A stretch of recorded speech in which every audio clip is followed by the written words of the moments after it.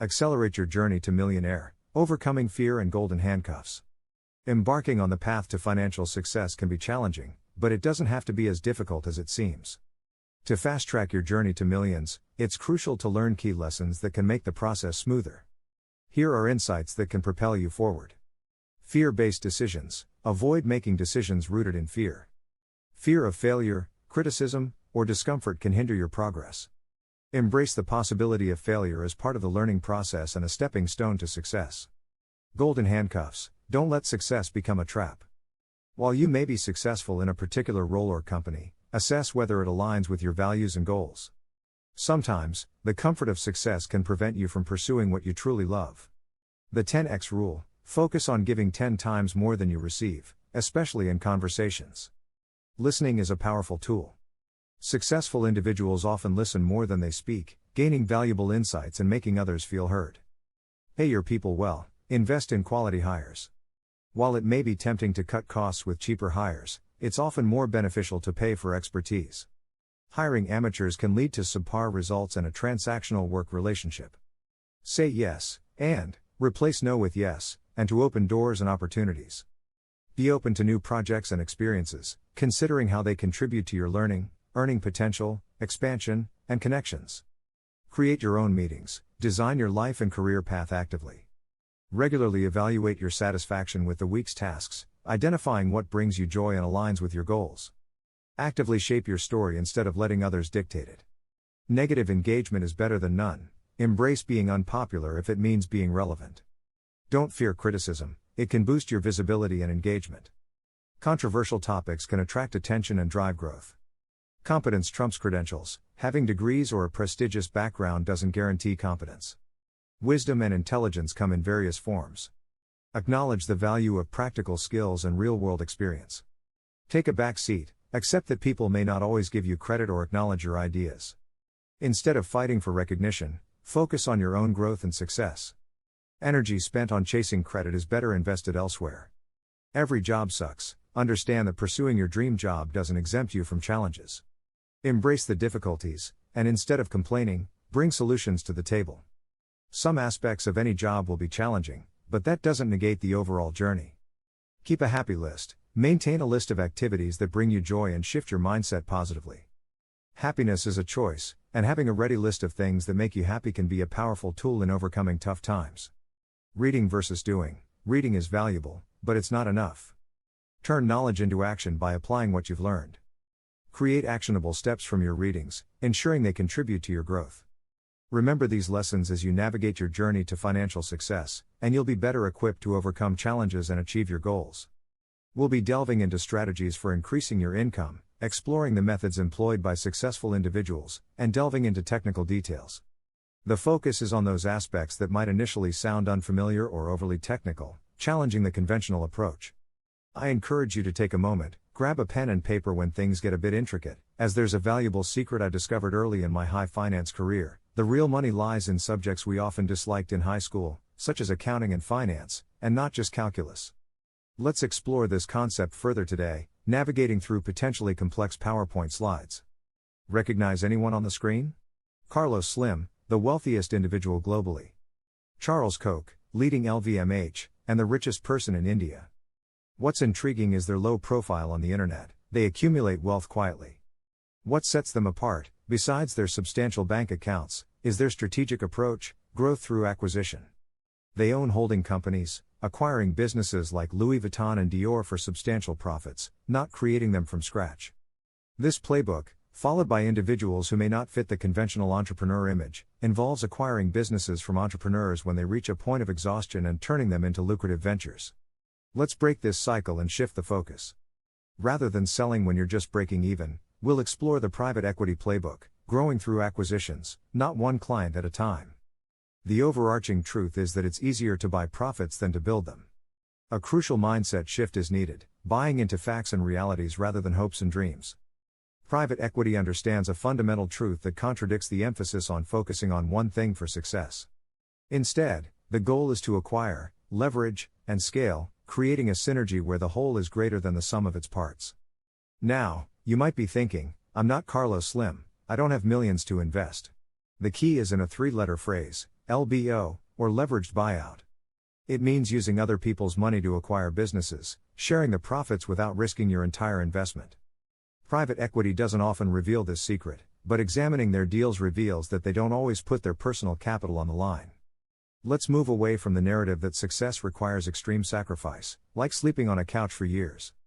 Business is challenging, but it doesn't have to be a constant struggle. What if we could work smarter, not harder? That's the essence of this approach, achieving success through strategic acquisitions and leveraging resources intelligently. Now, before I get into the tactics, let me tell you why I'm even open to talking about this on the internet. Just like Ryan said, most people who've had some sort of success in private equity, you don't see us up here on stages. YouTube channels, blah, blah, blah. We leave that to the 24-year-olds that pretend that they've ever done anything and really haven't. Right now. The reason I'm willing to do this is because the people that then listen to this advice and apply it, I have a mission for you. The information is free, but it's actually not comes with strings attached. What is the number one reason people leave jobs? Boss, categorically by a scale of 3, their boss. Now, if you guys buy these businesses, take over these companies. What do you become? So don't suck, huh? Be better to the next generation than you were treated yourself. How about when you're an owner? Give your people skin in the gig. How about as you build your business? You also build up your community. How about you do right by those that help you profit? That's my ask. I think the world today is a little messed up and I think our country has a lot of difficulties in front of us. And the solution is not shopping local because it turns out we're incentive and invited short-term monkeys running around that only do the things that are easiest for us. What actually changes communities and what could actually change our country is more of us getting skin in the game and us locally owning the businesses that serve us. That's my belief. I think if we do that, we can change everything. And that's why I'm willing to yell about it on the internet all the time. So if I hear that you bought a business, but you're part of the problem, I don't know. I don't really have anything I could do to you, but I won't like it. And I hope that you hold the other people around you accountable to that. This isn't one of those things where I go out there flexing a Lamborghini or a fast cars or jets. I can't stand any of that. Instead of doing that, maybe help the other people surrounding you, because when all of us are a little bit wealthier, when all of us have skin in the game, the world gets a little bit better. Speaking of helping you guys out, the most valuable resource a business owner can have. It's not money. It's actually time, and being a business owner means that your attention is getting pulled in a million different directions. And if you own multiple businesses like I do, you don't even want to see my calendar looks like. That's why we're partnering with Roll by ADP, because basically they have this AI technology that takes the guesswork out of when you're supposed to pay your employees by sending you automated notifications. You basically complete the payroll. Freeing up that mental space means I get to think about my next move, not the last pay. Even better than getting paid on time is getting a bonus for a job well done. With Roll's 24/7 in-app messaging, you can request off-cycle payments super easy. So check out Roll by ADP. Click the link in the description below and you get a 3-month promo offer just for you guys, so you can get back to what's important. Speaking of which, let's get back to the video. In my calendar, we're going to do what the few will do, and that is not just own a business, it's that we are going to be empire builders. This used to be a thing back in the days of Rothschild and Rockefeller, right? They took these hard, dirty businesses and they proselytized them across the country. That's what we're going to do today, and the reason we're going to do it is because I think you guys are ready for that Warren Buffett level. Okay. I think we're going to break down something in a way that this guy, the Sage of Omaha, might relate to, because I've stolen many of his ideas now. One thing you should definitely do before you listen to anybody on a stage is you should question them.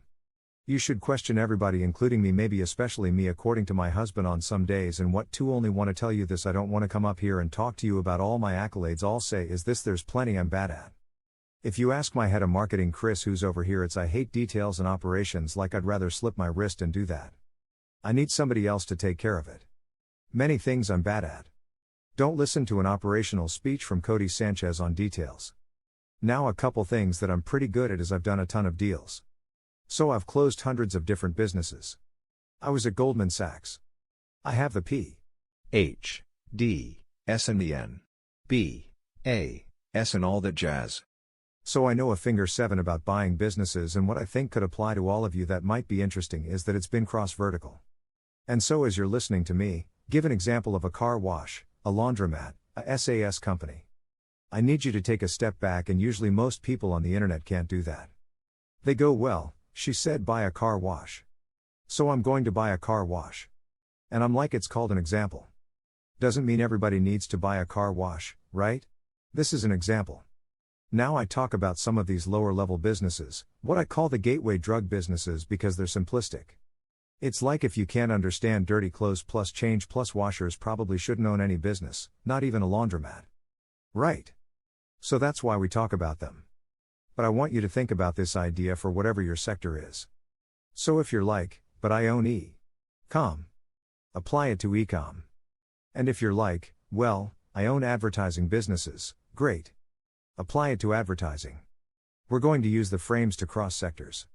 I've bought Sense companies. So this company is part of what I call my satellite acquisition strategy. So I own 26-ish born businesses now we're about to close on 2. So maybe it'll be 28. But let's say 26 businesses I own. 3 media companies, and those 3 media companies all talk about boring businesses and they talk about how to acquire them and how to buy them, that country and thinking.com. And I was like, wait a second, not only do I want to educate people, I want to solve another problem for them. I want to help them deal source. So I bought this company called BizScout, which helps people find small businesses in local areas. So one SAS acquisition down, then I actually bought out my partner at onconventionalacquisitions.com because I wanted to scale it like crazy and he wanted a lifestyle business. And so I bought him out. So you could use this strategy to buy out a partner, to buy out vendors. I also bought this company Approachment. Now Approachment. What does it do? The number one reason small businesses close. One versus the other, what do you think it is? Like plumber, a plumber B, they're both exactly the same. One's going to close the client more than another. Do you know, does anybody know why? It's response time. The number one reason you will close a lead is your speed to respond across any industry. And I've looked at thousands of deals across every sector. In private equity, you think it's your marketing, you think it's your price. I don't know, it's literally, can you respond faster than the others? So when I realized that I bought this company Approachment, that was one of my vendors, and I pulled it into our satellite acquisition strategy because 526 businesses and they all respond faster, I make more money, right? So that this is a service businesses, and then of course laundromats because I love laundromats. I own a few here and this has led to 26 companies all coming together. Those 3 companies I just mentioned to you are also not part of that. They're part of our media strategy. So you can use these things across whatever sector you want. To grow and build now. Right about now is when people are like, yeah, but the world's getting really tough or recession's coming. It's going to be difficult out there. I'm not sure I should buy, and I have this on a screensaver on my computer. It's Baron Rothschild quote, buy when there's blood in the streets, even if that blood is your own. There's something in an equity, private equity and funds called a vintage, guys, known as vintages. It's basically like, say you have a fund that comes out every single year. Each year is a different vintage. That's what they call it. And so the best vintages or fund years are when in a recession. In a recession, you do not want to invest in a private equity fund from 2022-021-2022. Why? Valuations at all-time highs, difficult to find opportunities in the market. When you actually want to be putting money to work is when everybody is fearful and running. We are on the brink of a significant economic downturn, suggesting that if you're not well versed in business acquisitions and deal making, you might be missing out. The signs are already apparent in the real estate market, serving as a forward-leading indicator. What many fail to recognize is that we are not just experiencing a recession, we are in the midst of a generational shift. Baby boomers are retiring in unprecedented numbers, resulting in trillions of dollars and 11.2 to 12 million small businesses hitting the market. Consider the vendors you work with. The owners of these businesses likely want to sell. This massive shift, accelerated by COVID, has been especially felt in sectors like restaurants, where 80% of Yelp-listed establishments permanently closed. For those who own businesses, the right offer at the right time can lead to a sale. Look around, there are deals everywhere waiting to be seized.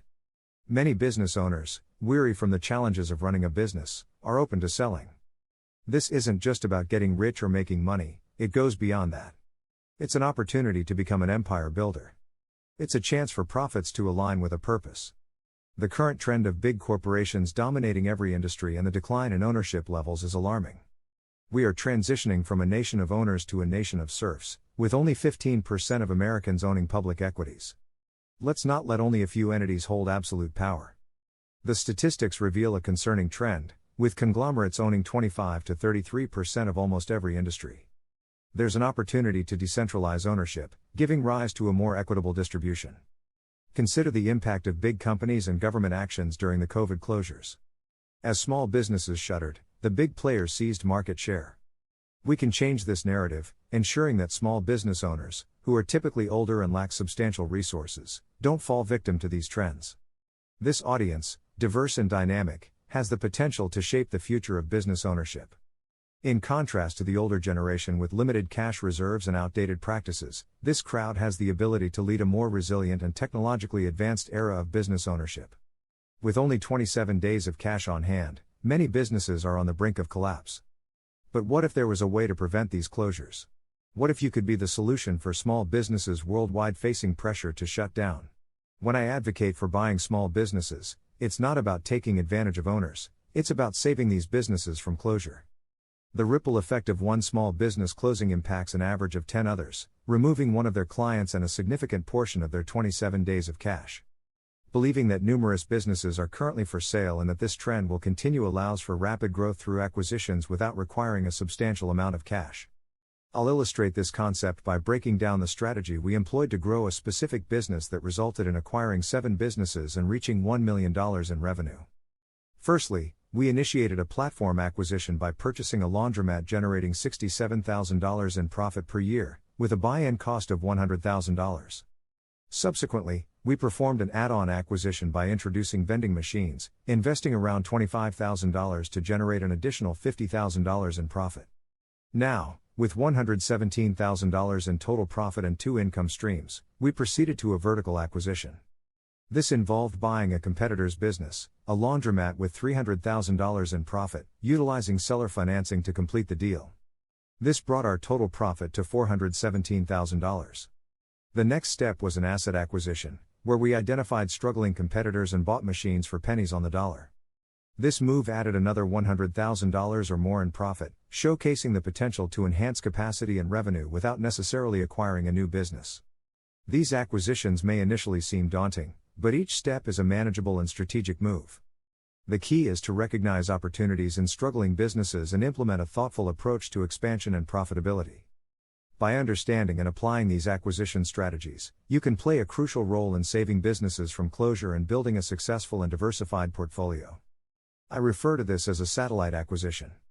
With my existing laundromats operating at an average capacity of 20 to 30%, I conduct a thorough capacity analysis whenever I acquire a new business. The goal is to maximize the potential of my team and equipment, ensuring that we are not paying for unused resources. Identifying excess capacity, I explore ways to enhance revenue, such as running operations during off-peak hours. In this case, I introduced a wash and fold delivery service by acquiring a struggling company in that space. The process involves purchasing their vans, absorbing the cost of their machines, retaining the previous owners for a temporary period, and acquiring their standard operating procedures, SOPs, and software. This strategic move added $250,000 in profits to our overall earnings, bringing the total to $717,000. The sixth step involves a horizontal acquisition, where we acquired a soap company. This decision stemmed from analyzing our major expenses, and soap stood out as a significant cost. We purchased a no-name brand soap company, invested in commercial-grade mixers, rebranded the product, and bottled it ourselves. This move reduced our soap-related costs by 30 to 50%, resulting in an additional $200,000 in profits. For the seventh step, we engaged in a hard asset acquisition by purchasing the commercial property housing our laundromats. Recognizing that real estate is a substantial cost, we acquired the building, becoming landlords not just for ourselves but for other properties as well. Leveraging other people's money through a mortgage, we gained an extra $100,000 in profit, reaching a total of $1 million in profit within 1 year. To address the concern of not having enough cash for acquisitions, I introduced the Get Rich Tripod, consisting of 3 legs: cash, experience, and sweat. Utilizing cash is the most leverageable option, but if unavailable, experience can be leveraged by taking distributed equity based on your expertise. Lastly, using sweat involves providing finder's fees, acquiring equity through deals, and engaging in opportunities that reward effort. In terms of financing options, SBA loans provide up to 90% of the purchase price but come with personal guarantees, life insurance requirements, and specific terms. Seller financing is a preferred option, where deals are structured using future profits. Finally, leveraging other people's money, OPM, involves raising funds from friends and family to acquire businesses quickly. In the acquisition process, the approach differs from traditional methods. Instead of the Shark Tank model, it emphasizes empathy and the commitment to caring for the business, acknowledging that it is someone's business baby that has been nurtured over the years. This perspective holds immense significance, and the story I often share exemplifies why I deem it crucial. The narrative revolves around my uncle, Eb, the proprietor of EB Homes Plumbing in Phoenix, Arizona. With an annual revenue ranging between $5 to $6 million, the company was a substantial enterprise. However, fate took a grim turn when Uncle Eb received the dreaded phone call, bearing the 6-letter word that has the power to disrupt lives: cancer. Confronted with this life-altering news, Uncle Eb engaged in a poignant conversation with his spouse. In a decisive moment, he declared his desire to distance himself from the business entirely. This business, which generated an impressive $5 to $6 million in revenue and $2 to $3 million in profit annually, was no longer a place he wished to spend his time. Astonishingly, rather than capitalizing on the valuable asset he had created, Uncle Eb chose to shutter the business. His decision, unbeknownst to him, meant relinquishing an asset with an estimated worth of $6 to $12 million. Regrettably, Uncle Eb passed away without realizing the potential financial respite his family could have experienced. This heart-wrenching scenario unfolds daily, where individuals unknowingly forego the opportunity to leverage their business assets, leaving their families to grapple with financial challenges. On the flip side of this poignant tale, another member of our group shared a contrasting experience. This individual recounted their involvement in a business, highlighting the high-level nature of their role and engaging in discussions with me about its intricacies.